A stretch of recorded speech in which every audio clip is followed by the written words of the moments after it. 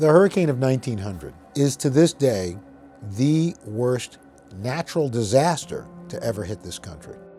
Galveston was a very prosperous city that was really the epitome of America in 1900. The electric light had been strung along the streets there. A lot of stuff that wasn't in other parts of Texas was in Galveston. We didn't have radar, we didn't have satellite, so a lot of the plotting of data came in via telegraph, and then it had to be hand plotted onto a map. And of course, by the time this was all done, the data could be several hours old.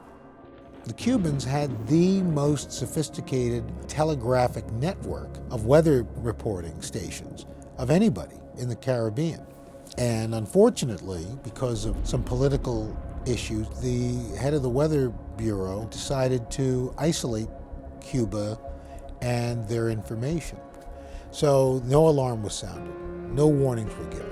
People had no clue of what was coming. It was devastating. 10,000 people lost their lives. That's still an estimate, could be higher. Bodies clogging the streets because their clothes literally torn away. Clara Barton thought that this was one of the worst disasters she had ever seen. I don't think you're exaggerating when you say it was hell on earth.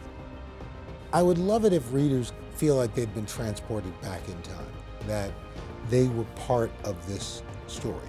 What I'm really proud of about the book is that it is history, and it's about a dark chapter in our history, but that the aftermath gets lighter, and an amazing structure came out of that. They built this giant wall, and they raised the downtown up on pilings anywhere from 8 to 13 inches. That's a pretty amazing feat.